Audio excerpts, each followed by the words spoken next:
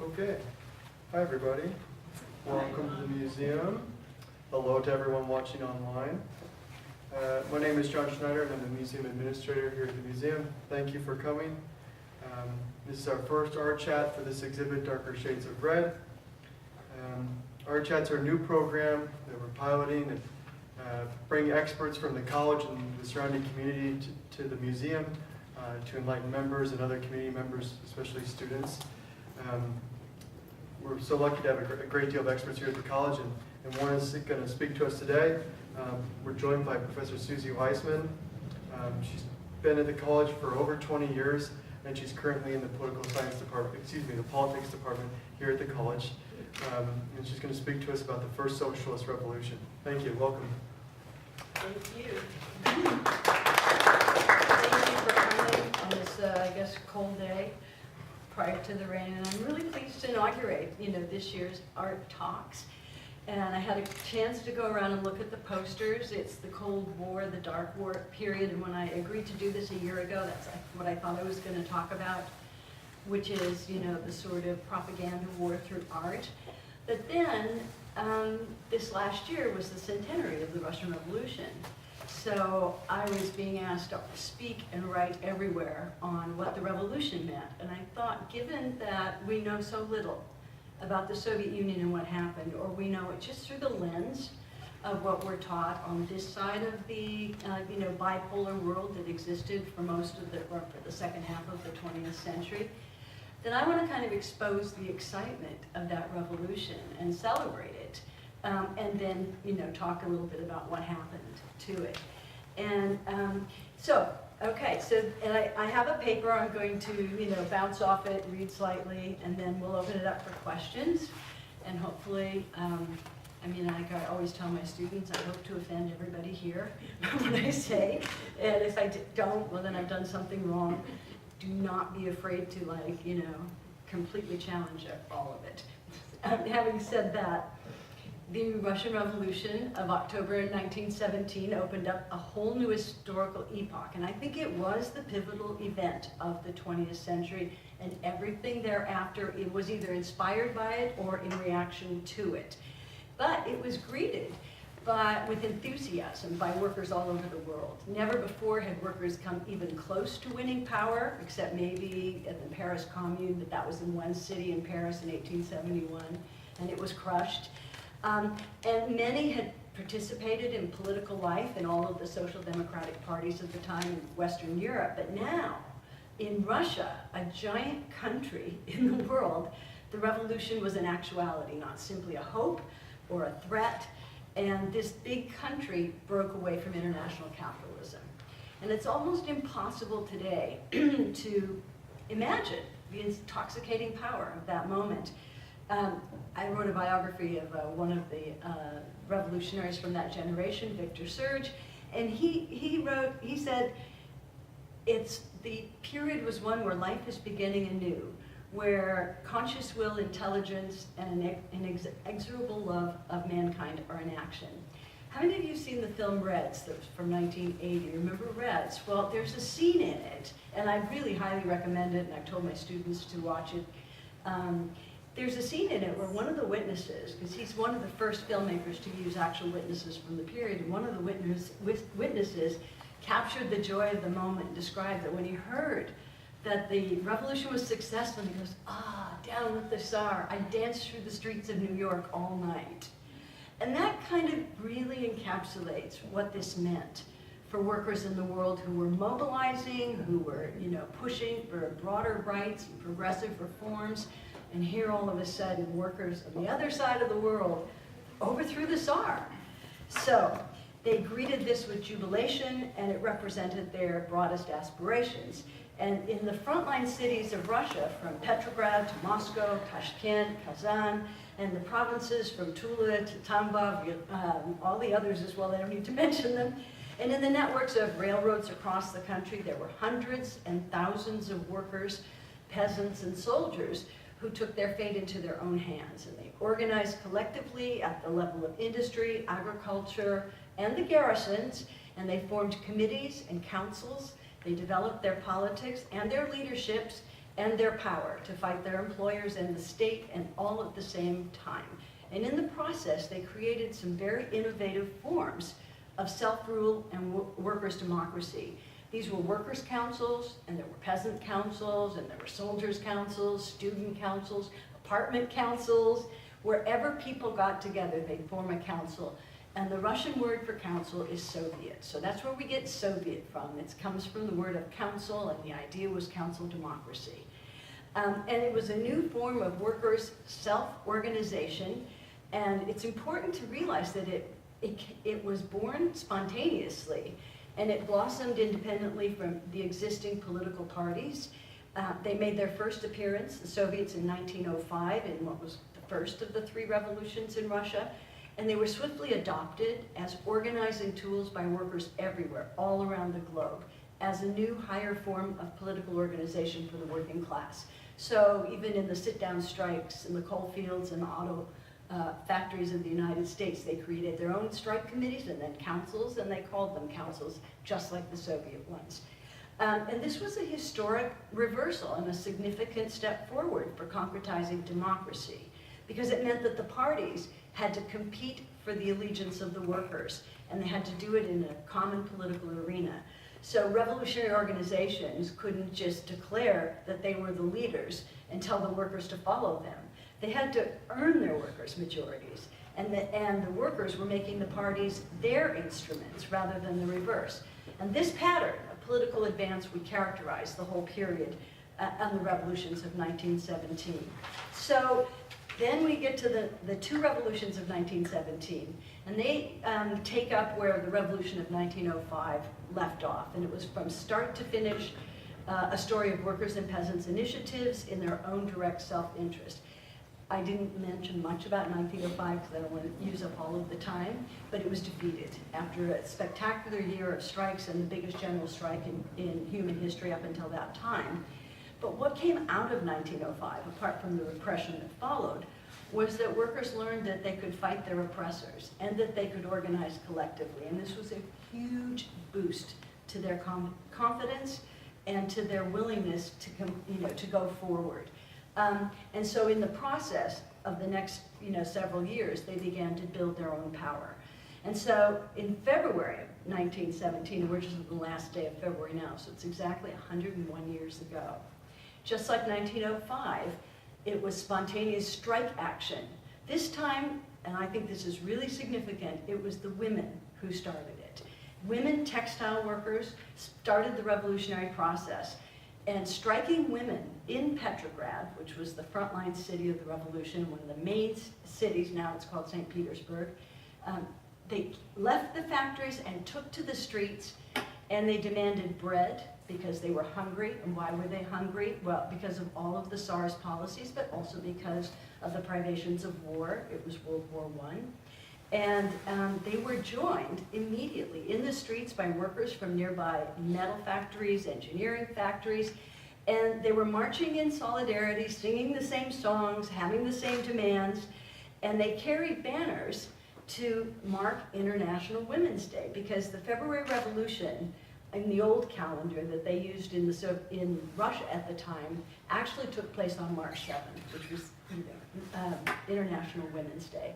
So the women strikers decided deliberately to hold that strike and that walkout on that day. And that's kind of been lost in the history of the revolution, that it was women on International Women's Day that sparked it. And so when they got to the streets with their banners, there were tens of thousands of them, and they were flexing their newfound muscle. And there, something else happened. They met troops in the streets. Troops returning from the war or abandoning their post at the war because it was an impossible situation. And they discovered that their demands were one. And that was bread, an end to war, and down with the Tsar. It was a pretty simple program.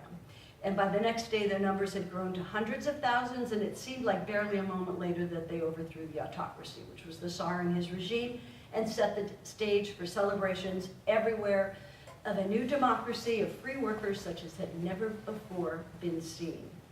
And then you get from February to October an entire revolutionary process, because it didn't mean when they overthrew the Tsar that the workers were in power. It was really chaotic. And while the workers, on the one hand, were all workers, soldiers, and peasants, were paying attention to their Soviets, their councils, on the other hand, the leaders of the traditional, more moderate parties that had come into existence, the Mensheviks, the cadets, and others, were more liberal, but really just wanted to create a constitutional monarchy, Tsarism without the Tsar. And in the beginning, it was chaotic, and they formed a provisional government because the leadership in the Soviets was frightened, and they asked them to do so. But here's what you get in this next period. It's really pretty exciting. So the entire move forward now is fundamentally driven by and underpinned by the growing workers' organizations and democracy in the Soviets. So I'd like to offer this general hypothesis to describe what happens. The revolution was able to go forward to the extent that workers and peasants expanded their own democratic institutions of collective struggle, and these institutions came closer to power. It went backward as these institutions decayed and workers' power within them dissipated.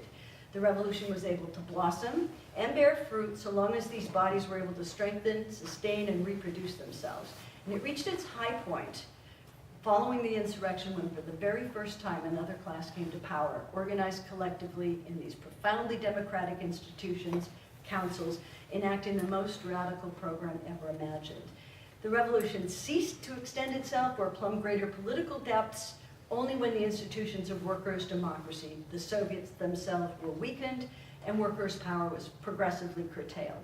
It collapsed and was transformed into its opposite as the Soviets were gutted. I'm not going to spend a lot of time on that part just now because I want to give a little bit more of the excitement of what they were able to do. But it gave way finally, I think you know the history, to Stalin's dictatorship. But in the very process, the concept of socialism was turned on its head. Socialism could not survive without democracy, and dead slogans could not replace the critical Marxism of thinking men and women. Socialism was emptied of its essential democratic content and came to be equated with authoritarian statism, as existed in the Soviet Union and the other countries who followed it. But let's go back for a minute to the heady days of 1917. From April until October, the Soviets, or the councils, grew in importance to become the critical organizing bodies that govern this maturing revolutionary process. The embodiment of workers' self-organization, I keep saying this over and over again, ever and ever more hegemonic or in control in terms of their exercise of political power in the country. Over the same period of time, the Bolsheviks, and I just tell my class, the Bolsheviks, in Russian it just means the majority, comes from a split in the Russian Social Democratic Labor Party, and in this period, they increased their influence in the self-organized Soviets, speaking more directly in the name and the interests of the working class and the peasantry, whose own initiatives and mass actions impelled them toward Bolshevism. So there was this give and take relationship. The workers and peasants pushed forward, the Bolsheviks matched by repeating their slogans and then, kind of leading, and they came together. And by the summer and the fall of 1917, the Bolsheviks had won majorities in the urban and the rural Soviets across the country because, as I just said, their program matched the aims and the demands of the workers, peasants, and soldiers, and because of their organization was flexible, and it could integrate very rapidly large numbers of activists who had been leading the mass struggles and respond immediately to their initiatives. So most accounts of the revolution in the West, and now in Russia, try to characterize the revolution as a violent coup d'etat by the minority Bolshevik party or leadership who had manipulated their way to power, overturning a nascent democracy, mobilizing the working class like soldiers, following their officers. And this view is central and required for discrediting the October Revolution. But the overwhelming evidence from over a century of very intense historical scholarship, and a lot more of it just came out in the last year, shows otherwise. Political life within the party and its leadership, as in the Soviets, was at all times collective, with tendencies of thought appearing and disappearing over disagreements. The Bolsheviks were able to succeed precisely because they were organized not in a top-down military sort of way, but in a completely decentralized manner which could integrate, as I mentioned, large numbers of workers very rapidly and respond to their initiatives. So from this vantage point, the Bolsheviks prevailed because they could quickly respond to the workers and their demands and the peasants. And the workers and peasants and soldiers made the Bolsheviks their organization, even as they directly collaborated with the members of other parties as well. So it was a really fluid democratic period, the likes of which we haven't seen. And the Bolsheviks at this period came to represent the working class at its most creative. Any revolutionary process brings out the most creative, parts of our, it's when humanity realizes its potential, I think, because it's autonomous, it's in control, you get great art, you get great songs, great dance, because all of a sudden you're freed from the drudgery of life and you're working in concert with others for the same goal, and it's just a wonderful feeling. But it's also been repeated in every single revolutionary process throughout history. So having said that, the workers were shaping the party to be one that matched their needs. Now, Lenin and Trotsky were the leaders of the Bolshevik Party in this period and the leaders of the revolution, and they were critical, I would say even crucial, to the victory, but they were just first among comrades. And they were only in the leadership because the workers judged them by the effectiveness of their activity. They could have been dispensed just as easily. And I think Victor Serge, the guy I write about, said that a revolutionist is someone who knows what to do next and can act at the time of revolution. There's leaders all the time in every single process, but it's the kind of leaders who can sort of step up above and ahead and see what's going on and not just coast along in the stream of events. And that's when you recognize that kind of leadership. So, as I mentioned, I'm going to say it again, the October Revolution was seen as a kind of small conspiracy that intended to establish a monopoly of power from the outset. But, as I mentioned, the Bolsheviks won majorities in the Soviets in the months leading to October, and really the Soviets were everything. And they didn't just win in the urban centers, it was also in all of the garrisons and throughout the countryside as well. And a lot of that happened because, as I mentioned, the conditions in Russia were so exacerbated and so miserable. And the soldiers in World War I, when they were asked to do an all-out offensive by first the Tsar and then by the Kerensky regime in the provisional government, they had been ill-equipped, their boots were, their feet were touching the ground, they didn't really have any ammunition left, and they just abandoned. And they just started trekking back to Russia. And if you saw in the film Reds, they said, they see the soldiers and they said, "What are you doing?" They said, "We're marching home to join our comrades in revolution." And that's who the women found on that day in 1917, but it only increased. And so, if anything, the soldiers were the most radicalized segment, and they were drawn from the peasantry for the most part. So when they went back to the countryside, they spread their radicalism. So they were a key feature of it. Now, I think it's important also to dwell on this victory. From February until October, there was a situation of dual power. Because they'd gotten rid of the Tsar, the Soviets were everything, but there was a provisional government, and so you had like two powers. The power of the Kerensky government here, and the power of the Soviets. So let's see, the scale is like this. They had all the weight is in the Soviets. These were pretty lightweight, they really didn't have a lot of support. And so the vast majority of the population, which were made up of workers, peasants, and soldiers, only paid attention to the Soviets and considered the Soviets there. But they didn't realize their power. Their leadership in the Soviets in this early period until April, May, June, was the moderates in the Bolshevik Party and in the Menshevik Party, and they were frightened by what was happening. So the workers were the ones that were pushing them. And when Lenin, who had been in exile, arrived back in Petrograd at the famous Finland station in April, he made a speech and he said, "Let's move to all power to the Soviets." He was not, inventing this slogan. It was one that the workers and soldiers themselves had been pressing since March, right after the February Revolution. We have the Soviets, let's make the Soviets the power, the new government.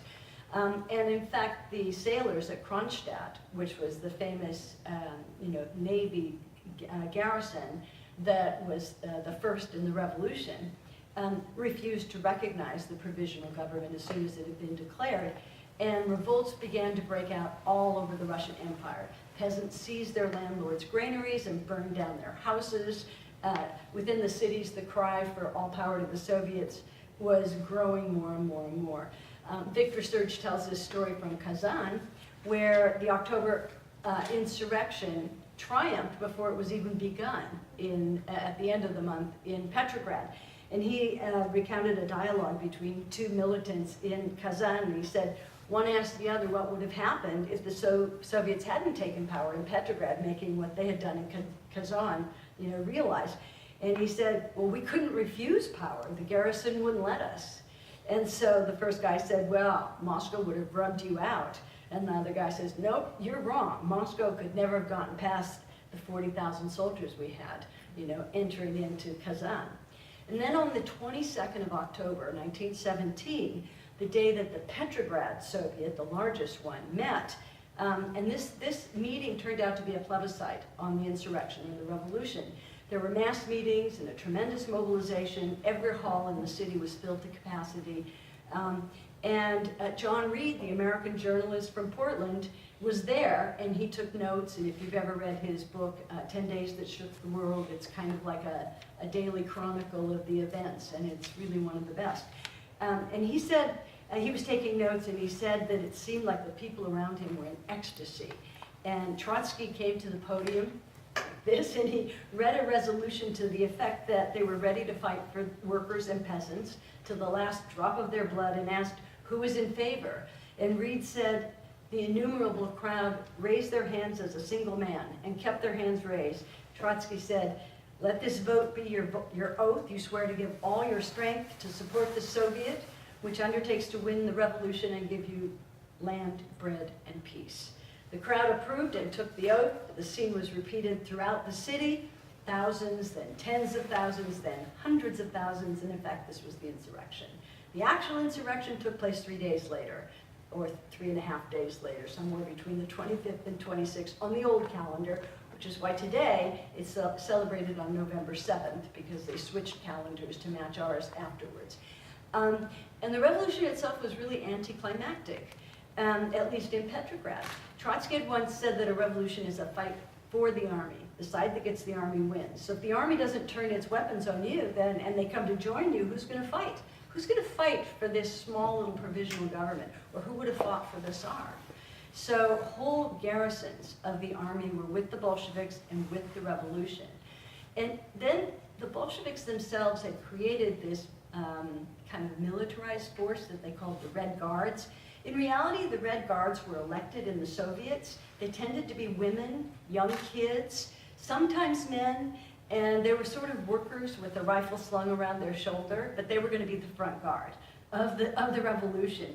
And so when they marched to the Winter Palace, which today is the Hermitage Museum, to confront the provisional government and effect the insurrection, there was a crack battalion guarding the palace, where inside were the 13 ministers of the provisional government, kind of holed up in a room trying to figure out what they were going to do.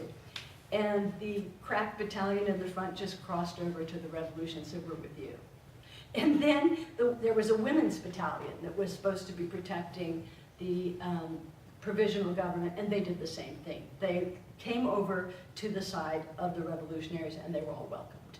And then the famous Kronstadt Sailors on the Aurora, which was their battleship, began firing their guns, but they were loaded with blanks. They weren't trying to kill people, they were just kind of, announcing the revolution. And the Red Guards then went into the Winter Palace, and they escorted out the 13 ministers. Some of the soldiers wanted to kill them, but the Red Guards, who, as I mentioned, were elected, were disciplined, and they said, comrades, don't spoil this proletarian victory with excesses. And then at the Congress of Soviets, Lenin took the rostrum and he said, we will proceed to construct the socialist order. And he actually said something like, Soviets plus electrification equals socialism. In other words, if we can industrialize, bring electrical power, build factories, and have Soviets, democratic self-organization, we can get to socialism. That was in Petrograd. In Moscow, it was not quite like that. They didn't have Red Guards, and they weren't as prepared, and the factory owners there were far more aggressive and brutal, and they fought the workers. The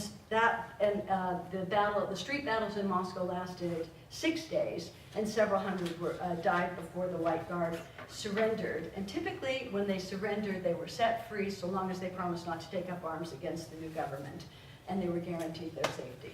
And victory was declared, and that was really it. It then inaugurated, the October Revolution inaugurated, just going to keep track of the time here, a society like the likes of which we've not seen anywhere else. And I like to just, say again, this is a very short-lived period. There was another class in power, and it was organized collectively into these profoundly democratic councils, and they passed a radical program that had never before even been remotely imagined. In the early months, direct democracy prevailed, and far from dictating to the population, the Bolsheviks usually just approved initiatives without delay that had already been taken from below, without any attempt to moderate or dilute them. And that's what gave the Bolsheviks their democratic legitimacy in this period. So land and factories were turned over to the peasants and the workers' soviets. The debt was canceled. The banks and trusts and cartels were nationalized. The new Soviet Union conducted a separate peace with Germany, and that was the peace that they had promised, and withdrew from World War I. The aim was to create a people's power that was democratic to the core, in which the police and the standing army would be replaced by the armed people. John Reed's eyewitness account confirms that this so-called Bolshevik conspiracy was literally carried into power by a colossal and rising wave of public sentiment. That's a quote. And then they worked very rapidly to make good on their demands and extend democracy and control throughout the population. So I want to give you a few examples, and then we'll go into what happened right afterwards. So right away, the next day, they had the Declaration of Rights of the Peoples of Russia, which guaranteed equality and sovereignty, the right of self-determination, including the right to separate and form independent states, and Finland did that and became its own country. It had been part of the Russian Empire. The abolition of religious privileges, free development for all national and ethnic minorities, and an appeal to the Islamic workers of Russia and the East. And here's the quote: "From now on, your beliefs and your customs, your national and cultural institutions are declared free and inviolable. Go organize your national life freely and without fetters. You must become the masters in your own countries. Your destiny is in your hands." Meanwhile, the new government was moving to put the administration of law and order under the control of the armed people, who would replace the police and the standing army. And then the first Soviet constitution that was drawn up guaranteed every liberty to those who worked. And to counter this tendentious myth that the Bolsheviks established a bureaucratic totalitarian state from the first day, Serge said in his history of the first year of the revolution, he said, "No one thought of fighting for a totalitarian state. Men and women fought and died for a new kind of freedom." And the new regime's handling of the freedom of the press was exemplary in this respect. Their aim, the Bolsheviks' aim, was to take the monopoly of the press from the bourgeoisie or the capitalist class. So Trotsky insisted that any group of citizens should have a printing press and paper at their disposal. And Lenin put forward a proposal that every group of citizens, supported by 10,000 to 15,000 workers, or toilers as they called them, should have the right to issue a paper if it wished. And factories were turned over to the Soviets for workers' control. And on November 14th, so 7 days later, there was a decree telling the workers, or inviting the workers rather, to use their own committees to control production, accounting, and financing of the firms that they work in, and for their occupations of workplaces, and to make that the foundation for workers' control and workers' ownership. And then the workers demanded access to the secrets of running the companies. And this was, you could see this in the demand, "Open the books." And that was their slogan. And they required the former managers to teach them the secrets of production so that they could run the factories themselves. And then the 8-hour day was guaranteed on the morrow of the insurrection. On November 10th, there was a decree that urged the municipal Soviets to solve the housing crisis, pretty relevant for us, by taking their own measures with the right to requisition, sequestrate and confiscate premises and just squat essentially and then take them over. And other things, I have a whole list of things, they had the abolition of commercial secrets, enforcement of the 8-hour day, end the payment of interest and dividends on bonds, abolition of ranks and hierarchy in both the army and civil society, education taken out of the hands of the church, civil marriage and divorce were instituted immediately. And I should say right after that, of course, women were given the right to free abortion on demand because that was the only form of birth control available. All of these were incredibly radical measures. We're talking about 1917. And they are representing the creative beginning of an entirely new form of democratic control. But now we get into, those were the great heady days, but there was a fundamental conundrum. And that was the Bolsheviks as Marxists understood that there couldn't be socialism without democracy, that institutions of democratic self-rule were crucial to the rational, equitable organization of society in which the working class majority were in control of their own destinies. That was the basis of Marx's understanding of socialism, which he called the consciously regulated society of the freely associated producers. In other words, that workers would control the economy, they would decide on what needed to be done democratically, and because they were the workers, they would carry out, what they had decided. So simply put, democracy was at the heart of the socialist project. And without democracy, there could be no socialism. And precisely because socialism required and was inseparable from democracy, the leaders of the revolution also understood that there couldn't be socialism if the revolution was confined to backward Russia with its peasant majority. Lenin often said, it's a terrible misfortune that the honor of beginning the world's socialist revolution should befall backward Russia, ill-suited to move to socialism. By that he meant it was a peasant country without any industrialization or forms of institutions of democracy, parliament, all of the things we associated with a more advanced capitalist country. The peasants supported the revolution because it overthrew the Tsar and the landowning aristocracy. And the Bolsheviks made good on their promise, their demand rather, for land, bread, and peace. But the peasants' newly acquired ownership of land was incompatible with the collective ownership that was favored by the revolutionary working class. And this was even more the case after the Civil War, which I'll mention. The Civil War that went from 1918 to the beginning of 1921 was just the opposite of the revolution, which was bloodless. The Civil War was very bloody, and it killed many of the workers who made the revolution, who were also in the front line fighting the counter-revolution. Regenerating then that revolutionary consciousness, moving toward industrialization with socialist methods of work, and protecting Soviet democracy, the very basis of socialism, couldn't be accomplished if the Soviet Union was isolated and the only country in the world to have made a revolution.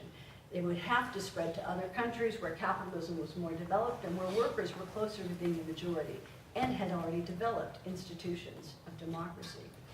And so I should just say now that this hope of extending the revolution to Europe, which depended on their ability to inspire workers' risings internationally, and this was not a pipe dream.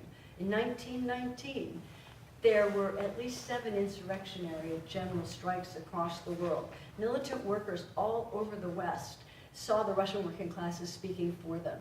They appropriated this new novel form of democratic organization, the Soviet or the Council, and they saw it as a tool in the arsenal of their own struggles. Committees and councils appeared in sit-down strikes, general strikes, occupations and insurrections from Glasgow to Belfast, Winnipeg to Seattle, Bavaria to Barcelona, and beyond. And from 1918 to 1920, there were revolutionary crises rocking the globe.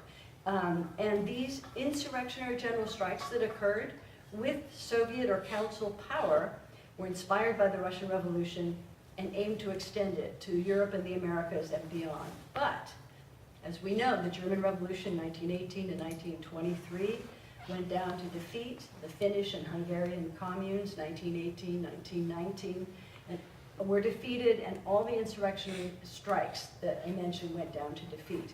The result was devastating because it left the Russian Revolution alone. And I could probably say, that they understood that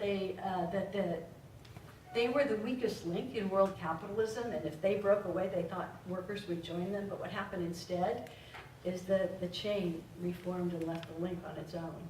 And left on its own, they had very little chance. But the Russian Revolution was rightly seen as a threat to world capitalism. There could be nothing more dangerous than workers demanding control over their work and their lives. The success of the revolution, as I mentioned right at the outset, was greeted by either joy or horror around the world, depending on which side of the class line one stood. And for the world's ruling classes, it meant that isolating, discrediting, and destroying the revolution was their top priority, lest it spread to their doors. And I want to say one last time that despite what it turned into, I think I have another few minutes. I've probably gone over time. I'll try to finish rapidly. The revolution was a transcendent historic event. It advanced the democratic ideals of the French Revolution and liberty, equality, and fraternity.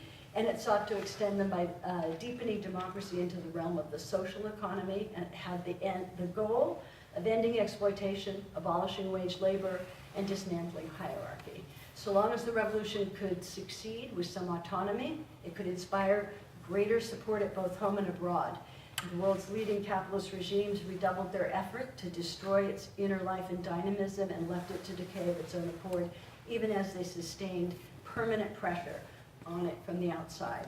And the destruction, as I mentioned, of that early progress and vitality began with the Civil War, brought on by the world's capitalist class, you could say. It was a long and bloody conflict. 7 million died, most of them not because of bullets, but because of famine and disease, because the revolution was encircled and no fuel or supplies came in. And this was a huge contrast with the relatively bloodless revolution. The Bolsheviks actually won the Civil War because they were able to mobilize the people against the 14 invading armies and their own sort of white contras of the day, or counter-revolutionaries. That would not have been possible if it had been the work of a small band of conspirators who only wanted to establish power for themselves. But the workers in Russia came up with a way to defeat capitalism in Russia, but they were unable to overthrow it in the world. And instead, capital showed them the high cost for the attempt. The revolutionary working class was largely killed, and their vibrant institutions of democracy remained in name only. The young USSR, which is the Union of Soviet Socialist, or Soviet, I should say, Socialist Republics, was economically exhausted and in ruin, under threat internally and internationally, and it lost the agent, the main force that could bring democracy to the economy and the society. It lost the agent for socialism. The invasion and civil war left the Bolsheviks isolated in a double sense. I said internally and internationally. The physical destruction of the working class itself also meant its political destruction and the defeat of its institutions. And tragically, the working class was unable to democratically defend what it had democratically created. The Soviets became de facto party committees, rubber stamp organs for the party, and later the state, losing their independence and becoming lifeless, largely ceremonial institutions. The irony was that the tool for socialist democracy bequeathed to the international working class by the Russian Revolution and the Russian working class couldn't survive the aftermath of its own revolution. And then, and this is the last part, the failure of the workers' movement internationally precipitated the defeat of revolutionary socialism at the hands of the narrow, nationalist, and brutal rule of the Stalin regime. It was in the interests of world capitalism and the Soviet Union, both, to identify Stalin's nationalized economy and bureaucratic authoritarian politics devoid of any democratic forms whatsoever or any rule for the working class, to identify that with Marxism, socialism, and communism. This did real harm to the socialist idea, and you can see it in the posters around here, celebration of Soviet socialist realism and control, not the sort of avant-garde, constructivist, really revolutionary art that you saw before the Stalin dictatorship took control. And with Stalin in power, the Communist International, which was supposed to be the seat of world revolution, remained a creature of the party state. And this was really the price paid by the failure of the German Revolution. Had it succeeded, I maintain that history may have been spared the hellish nightmare of Hitler and Stalin both, and our lives would be very different today. So the world bourgeoisie or capitalist class lost the battle in Russia, but won the overall class war of the time. They staved off further revolutions, they isolated the Russian Revolution, falsified history, and linked socialism to dictatorship and not democracy. Henceforth, democracy was seen as inextricably linked with capitalist property relations and called freedom, which by definition prevented democracy in the social economy and instantiated instead the dictatorship of capital. Socialism, though anti-capitalist, was identified with stultifying bureaucracy, dictatorship, lack of democracy, and terror. The Cold War embodied this symbiosis of capitalist democracy and Stalinist socialist dictatorship. It was beneficial and functional for both sides, each side in the Cold War. They both had a vested interest in labeling the Soviet system as Marx's vision of communism. From 1917 until 1991, the period of the existence of the Soviet Union, the October Revolution was relentlessly attacked, denounced, and distorted beyond any recognition in the West by both sides. Subsequent revolutions and takeovers were developed as copies of the Stalinized Soviet Union. They were anti-democratic from the outset, nationalized, often nationalist societies with little resemblance to socialism. Within the former Soviet bloc, the key was to prevent any form of democratic challenge to the statist economic quo, in effect to promote the Soviet version of TINA, that notion that Margaret Thatcher defined as there is no alternative. The bureaucratic authoritarian and anti-democratic form that they called communism, tightly controlled from above. Both sides in the Cold War promoted this version, the Stalinized version of communism, as the goal of the October Revolution itself. And in 1991, after the collapse of the Soviet Union, they didn't forget it, they kicked it some more. But they did treat the Soviet experience as a kind of irrelevance, a parenthesis, in history soon to be forgotten. And ironically, this is really the last part, while the Soviet Union crushed democracy at home and betrayed the revolution's promise, that promise likely enhanced democracy in the West. And I know it sounds kind of contradictory, but in the industrialized capitalist countries, it was socialists and communists and liberals and anarchists fighting in the labor movement, actually for socialism, but they ended up getting more democracy. So to counter and then to counteract and preclude the Soviet threat, Western capitalist regimes in a more prosperous period conceded to the social democratic reforms fought for by organized labor, and these were usually socialists in the labor movement. So we got important elements of a more advanced political democracy, such as universal franchise, representative democracy, free speech, and other basic rights that were won and allowed in response to the existence of the Soviet Union and to contain radicalism at home. So long as these concessions did not cut into capitalist profits, they could be accommodated. Socialism, democratic control over the economy, was put off of the agenda. So paradoxically, it took the end of the Cold War to make possible the relinking of socialism and democracy. The disintegration of the Soviet Union exposed its bureaucratic authoritarian rule with its dysfunctional anti-democratic economy, discrediting all further attempts to define socialism in terms of dictatorship.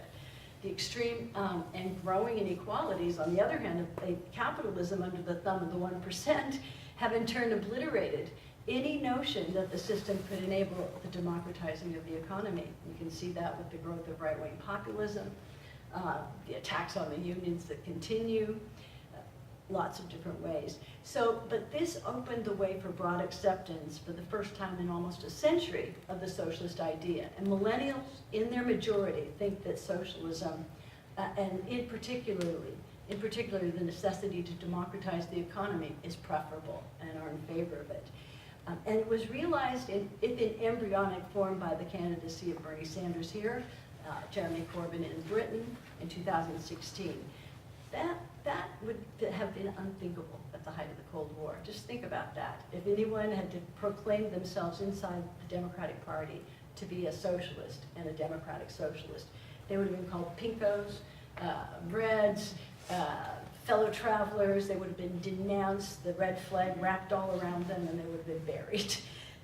So we can quibble with Sanders over what he represents, or whether or not he is a socialist, but it misses the point. Millions voted for him right in the heart of the beast, no longer afraid of being called pinkos, reds, and communists, and they weren't. So the equation of socialism and anti-democratic statist bureaucracy and dictatorship is broken, and I think that's a cause for great celebration. So finally, the revolutionary working class in Russia developed these forms of democratic institutions, and they showed the world that worker self-rule through bottom-up democracy was possible and necessary, and that socialism and democracy were inseparable. So I think the possibility now finally exists for the first time to go beyond just reform of the capitalist economy, a la Sanders, to the democratizing of the economy itself. And this is really the gift and the legacy of the October Revolution advanced by the Russian working class.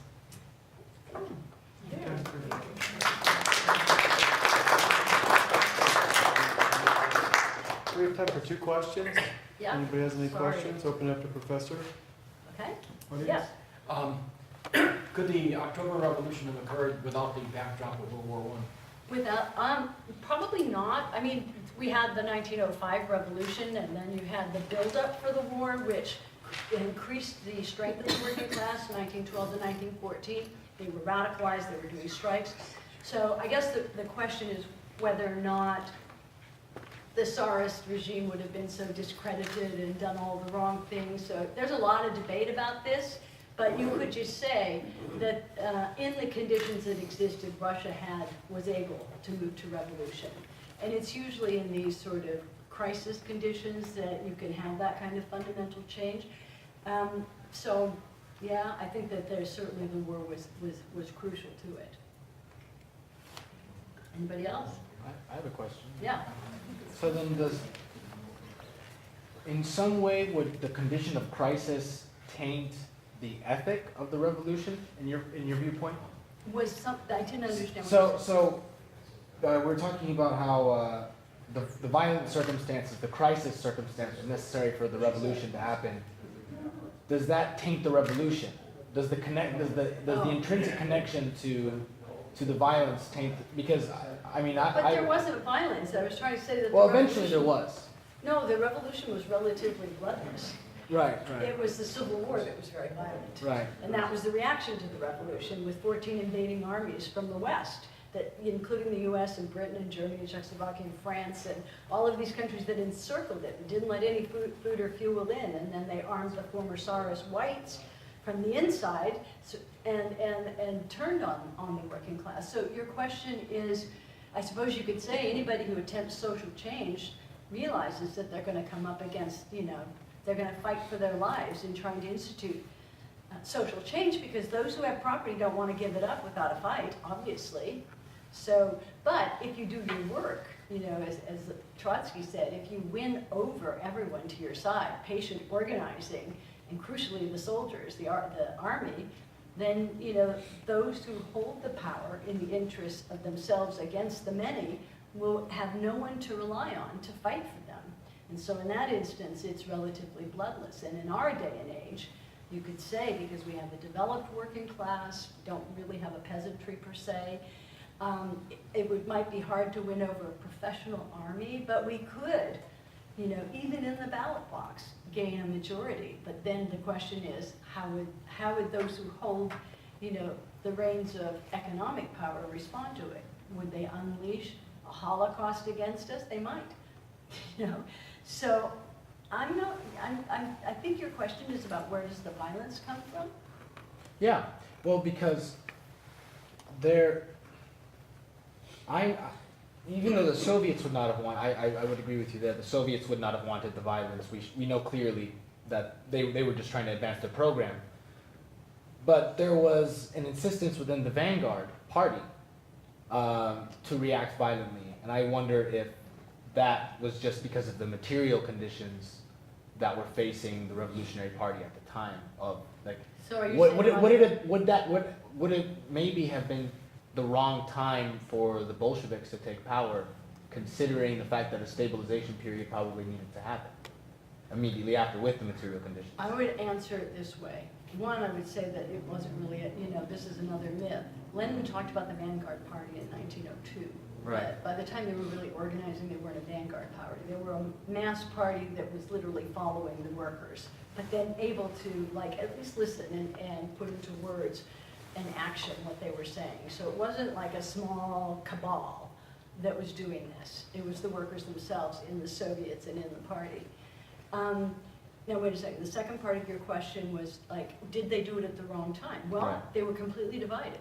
The whole period from February until July, essentially, was a fight within the leadership Yeah. over this. The moderates, which included Stalin, said, no, this isn't the time for revolution in any way. We can't move to socialism, we have to have capitalism first. Capitalism will develop the society, the workers will become the majority, now it's the peasants, and then we can move to socialism. But history doesn't move according to the ideas. Right. It just moves. And so, and you don't have an alternative. So they were able to take advantage of the situation and move forward. They would have liked to have had all of the conditions, but, as I say, you don't always get the rosy bed that you think you're going to with, in the history books. And there's no linear, sort of progression in world history. It goes in spikes and waves, and a leadership.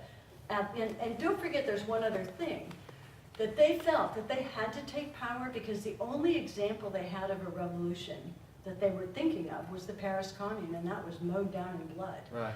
So that was what they were looking back at. They thought, if we don't do this now, there's going to be rivers of blood. And there would have been. Little did they know that there would be rivers of blood from within their own party. Right. Stalin consolidating his dictatorship. But they couldn't see forward, they could only see what they were doing Yeah, that's and learn the lessons of what had happened before. So it's a tough question. Thank you, Professor. Thank you, everyone, for coming. Thanks for coming.